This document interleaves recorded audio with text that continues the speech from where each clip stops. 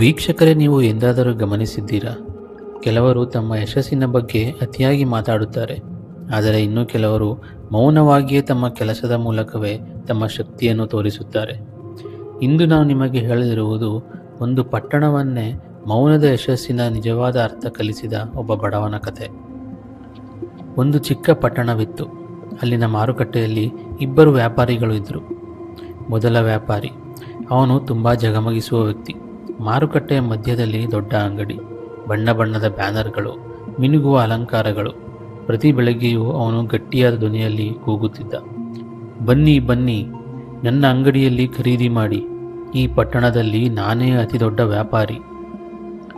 ಅವನ ಬಟ್ಟೆಗಳು ಹೊಳೆಯುತ್ತವೆ, ಕೈಗಳು ಸದಾ ಅಲೆಯುತ್ತಿರುತ್ತವೆ, ಹಾದು ಹೋಗುವವರನ್ನು ಆಕರ್ಷಿಸಲು ಸದಾ ಪ್ರಯತ್ನ. ಆದರೆ ಇನ್ನೊಬ್ಬನು, ಅವನು ಬಡವ. ಅವನಿಗೆ ಅಂಗಡಿ ಇರಲಿಲ್ಲ, ಬ್ಯಾನರ್ಗಳಿಲ್ಲ, ಕೆಲಸಗಾರರಿಲ್ಲ, ಕತ್ತೆ ಎಳೆಯುವ ಒಂದು ಸರಳ ಗಾಡಿ ಮಾತ್ರ.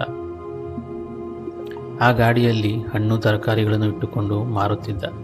ಅವನು ಕೂಗುವುದಿಲ್ಲ, ಅವನ ಬಟ್ಟೆಗಳು ಹಳೆಯವು, ಗಾಡಿಯೂ ಸಾಮಾನ್ಯ, ಅವನು ಕೂಡ ಸಾಮಾನ್ಯನೇ. ಆದರೆ ಒಂದು ವಿಶೇಷತೆ ಇತ್ತು. ಅವನು ತನ್ನ ಕೆಲಸವನ್ನು ನಿಷ್ಠೆಯಿಂದ ಮಾಡುತ್ತಿದ್ದ. ಗ್ರಾಹಕರನ್ನು ಸದಾ ಮೃದುವಾದ ನಗು ಹಾಗೂ ಗೌರವದಿಂದ ಸ್ವಾಗತಿಸುತ್ತಿದ್ದ. ಪ್ರತಿದಿನ ಜಗಮಗಿಸುವ ವ್ಯಾಪಾರಿ ಅವನನ್ನು ಹಾಸ್ಯ ಮಾಡುತ್ತಿದ್ದ. ನೀನು ಕತ್ತೆ ಗಾಡಿ ಮೇಲೆ ಕೂತು ವ್ಯಾಪಾರ ಮಾಡ್ತೀಯಾ? ನೀನು ಯಾವತ್ತೂ ಬಡವನೇ ಇರ್ತೀಯ. ಆಕರ್ಷಣೆ ಇಲ್ಲದವನಿಂದ ಯಾರು ಖರೀದಿ ಮಾಡುತ್ತಾರೆ? ಆದರೆ ಕತ್ತೆ ಗಾಡಿಯ ವ್ಯಾಪಾರಿ ಒಂದು ಮಾತು ಹೇಳಲಿಲ್ಲ. ಅವನು ತನ್ನ ಕೆಲಸವನ್ನು ಮೌನವಾಗಿ ಮುಂದುವರಿಸುತ್ತಿದ್ದ. ಹಾಗೆ ದಿನಗಳು ಕಳೆದವು. ಪಟ್ಟಣದ ಜನರಿಗೆ ಒಂದು ವ್ಯತ್ಯಾಸ ಕಾಣಿಸತೊಡಗಿತು. ಜಗಮಗಿಸುವ ವ್ಯಾಪಾರಿಯಿಂದ ಹಣ್ಣು ಖರೀದಿಸಿದಾಗ ಒಳಗೆ ಹಲವಾರು ಬಾರಿ ಕೊಳೆತು ಹೋಗಿರುತ್ತಿತ್ತು. ತೂಕ ಕಡಿಮೆ, ಬೆಲೆ ಹೆಚ್ಚು. ಅವನು ಜನರಿಗೆ ಸತ್ಯವಾಗಿರುವುದಕ್ಕಿಂತ ತಾನು ಶ್ರೀಮಂತನಂತೆ ಕಾಣಬೇಕೆಂಬುದಕ್ಕೆ ಹೆಚ್ಚು ಒತ್ತು ಕೊಡುತ್ತಿದ್ದ. ಆದರೆ ಕತ್ತೆಗಾಡಿಯ ವ್ಯಾಪಾರಿ ಹಾಗಲ್ಲ.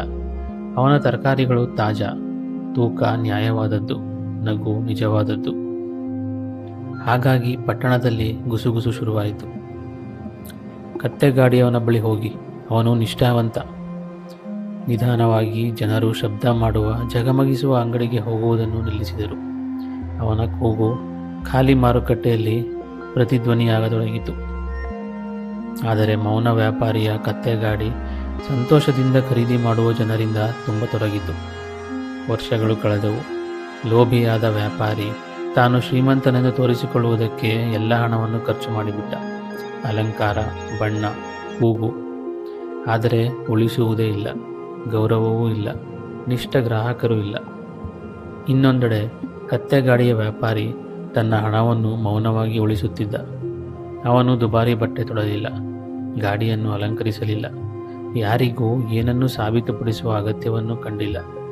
ಒಂದು ದಿನ ತಾನು ಉಳಿಸಿದ ಹಣದಿಂದ ಒಂದು ಚಿಕ್ಕ ಅಂಗಡಿಯನ್ನು ತೆರೆದ. ಪೂರ್ಣ ಪಟ್ಟಣ ಅವನಿಗೆ ಚಪ್ಪಾಳೆ ತಟ್ಟಿತ್ತು.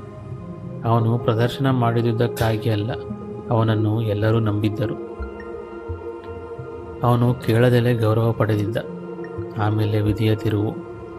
ಒಂದು ವರ್ಷ ಪಟ್ಟಣಕ್ಕೆ ಭಾರೀ ಪ್ರವಾಹ ಬಂತು. ಅನೇಕ ಅಂಗಡಿಗಳು ನಾಶವಾದವು. ಜಗಮಗಿಸುವ ವ್ಯಾಪಾರಿ ಎಲ್ಲವನ್ನೂ ಕಳೆದುಕೊಂಡ. ಉಳಿವೂ ಇಲ್ಲ, ಹೂಡಿಕೆಯೂ ಇಲ್ಲ.